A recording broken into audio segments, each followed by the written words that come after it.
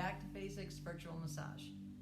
Today I want to cover self-care techniques for shoulder discomfort. We're going to start with nice slow deep breaths. One of the most important things that you can do is control your muscles one at a time, starting with your diaphragm. So closing your eyes, taking a nice slow deep breath,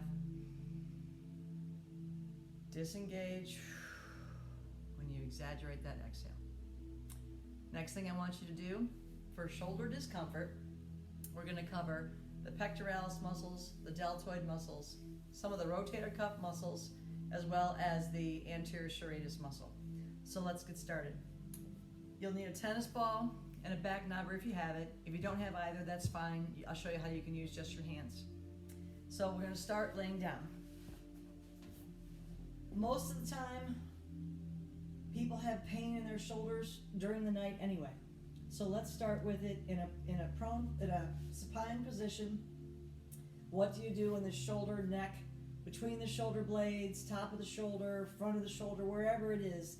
The techniques are going to be the same because all of these muscles are involved in trying to stabilize and balance the shoulder. So let's start with the pectoralis muscle.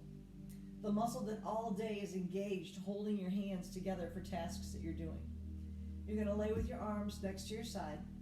You're going to use your right hand if you're going to work on the left pectoralis or left shoulder. You'll use your left hand if working on the right pectoralis or right shoulder. Let's do the left. You'll start with knuckles flattened, not the pointy part, but the flat part against the sternum. Gentle, circular compression, stimulating muscle tissues to release.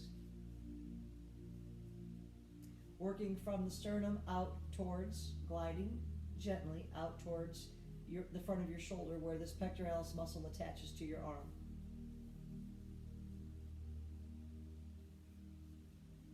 Gliding the back of your knuckles, not the sharp point of your knuckle, the flat part of your knuckle. So this flat edge is what you're using first. You can switch to your fingertips. Come up towards the clavicle. And what you're looking for, what you're feeling for, is a tenderness, a bruisiness, a good hurt feel right underneath your clavicle bone. So if you're lying down still, your arm is at your side, your eyes are closed, take a nice slow deep breaths. What you're going to be doing is using your fingertips on the underside of that clavicle, gently compressing, finding surprisingly some tender points. You'll gently hold those with enough compression that feels effective but not invasive. Breathe and give that muscle permission to disengage. Moving out further towards the shoulder, again finding an area that feels bruisy, tender, but like a good hurt. Compress into it, breathe, focus, disengage. The biggest part, the most beneficial part of this therapy is your mental capacity to take control of your muscles on a whole nother level. You need to give your muscles permission to disengage. Give yourselves 10, 15 minutes of a quiet time, quiet place to try these techniques to see if they can take the edge off of the discomfort that you're feeling. You'll have started with your pectoralis muscle first, working across to your arm. Next, we'll go into the deltoid. The deltoid muscle on the outside of your shoulder. Most people do this instinctively. When a muscle hurts, we want to grab it, we want to massage it. It's because it's effective. And I want to guide you through more ways to work on more muscles to get greater effects. You'll start at the knot you feel in your arm at the lower area. That's not a knot as in a hypercontracted muscle. That's a knot because that's the end of this whole deltoid muscle that comes across your shoulder. The deltoid starts on the underside of your clavicle.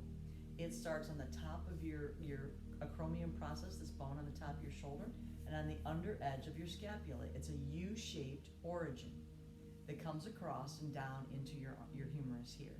You're going to use your fingers with medium compression to glide up that muscle towards the origin. up the front of the arm, up the side of the arm, up the outside kind of back edge of that arm. You're gonna feel along in those areas, things that you'll kind of flip over, ropey, tense, tight muscles. We're gonna go back now and we're gonna hold those muscles. In the back edge of my arm, I can feel ropey tenderness. You may feel it in other places, but what you'll do when you find it is you're gonna get your fingers, don't dig in, find a good spot with your fingers, and you're gonna compress into it. You're gonna let that arm be totally dead weight. Take nice, slow, deep breaths. Focus, disengage. Let the arm be dead weight. Let that disengage completely. You'll work several areas on your arm, on the back aspect, the middle aspect, and the front aspect. After you do that, we're going to work to the underside. The underside, the armpit area, there are a half a dozen different muscles that I want to address. The first is going to be your lat, your latissimus dorsi. Latissimus dorsi originates at your sacrum. It comes right through your back, through your side. This whole flank of muscle wraps around and attaches into the front of your shoulder. Huge muscle, powerful muscle. I want you to encourage it to disengage. Let your arm rest at your side. Whether you're laying down or whether you're sitting up, you're going to let that arm rest at your side. You're going to take your opposite hand and you're going to put it at the seam. As if you have a shirt on, there's a seam right down the side. You're going to start at your seam. Anywhere along this edge. You can start down by the hip, you can start by in the middle of the waist, at the ribs. You can start all the way up in the armpit because it all needs to be worked. And gently what you're doing is compressing into that seam with your fingers to the pressure that feels effective but not invasive. It isn't about bullying the muscle. I want you to apply enough pressure that feels like it's making a difference, but yet it feels like a good hurt.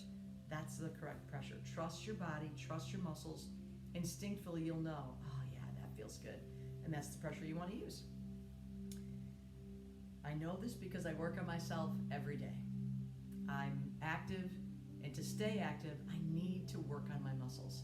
When I don't have the time to get a full body massage with one of my colleagues, this is the type of therapy that I work on so that I can continue to do the exercise or the routines or just my day-to-day activities in a more comfortable manner. Back to working on your seam. You'll come up, holding, breathing, focusing, and disengaging all the way up into that armpit. You might find 6, 7 different spots, maybe even more as you go up. We're going to switch from the fingertips to the thumb. You're going to put your thumb up in your armpit. What you're going to do is you're going to grasp the lat and scapula. So with your thumb in your armpit, you raise your arm, you grab a hold of that flank of muscle. This whole scapula will be in your hand. I don't know if you can see very well the way I'm getting a hold of that. Then what you're going to do, and you can use your hand to grab your elbow to pull that arm around further. Let that arm then rest. The only thing contracted should be the hand that's doing the therapy. Next, what you're going to do is grasping that tissue. You're going to take a nice deep breath, disengage, let it turn off. Your hand is grasping the scapula and that flank of muscle, and you're compressing. Sometimes you can roll your hand back and forth like this till you feel that cord, that fiber that's hypercontracted, and that's where you're going to squeeze a little more. Get that muscle in a good gripping your hand, and you're going to disengage that tissue by holding, by breathing, by focusing, and by telling yourself to disengage that tissue. I can't emphasize enough how important it is to go into a room by yourself, close the door, turn the blinds down or whatever in order to control as much of the environment as you can, just like we do in our therapy rooms. The less stimulus, the more focus you can have on what it is you're working on, the more effective the therapy will be. You'll actually work through several of those spots on that flank of that scapula. With your thumb on the underside of the scapula, work in, up, and inside as much as you can. It's going to be tender. Go gently. Have it be tolerable pressure. not invasive, and hold that muscle. These are the muscles that work on holding your arm tight to your side, that work on hunkering down that scapula, that a lot of times we don't even realize is contracted. It could be at a keyboard, working at a computer, your shoulders are hunkered down and your elbows are sucked in. Those muscles are contracted all day, and they oppose the deltoid and the supraspinatus that are trying to lift your arms. And when those muscles don't work synergistically, when they're working antagonistically and hypercontracted, you're going to end up with shoulder pains in the evening. And that's why I want to show you a couple more techniques. Another thing you can do is use your tennis ball. You can use your fingers or a tennis ball, or of course the back knobber.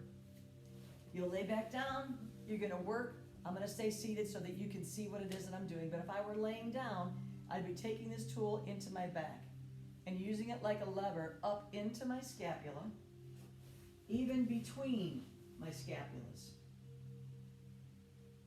And you're working that tissue between your vertebrae and the edge of the scapula. You'll find a good spot, take a deep breath, disengage. Let that muscle release that you're compressing into.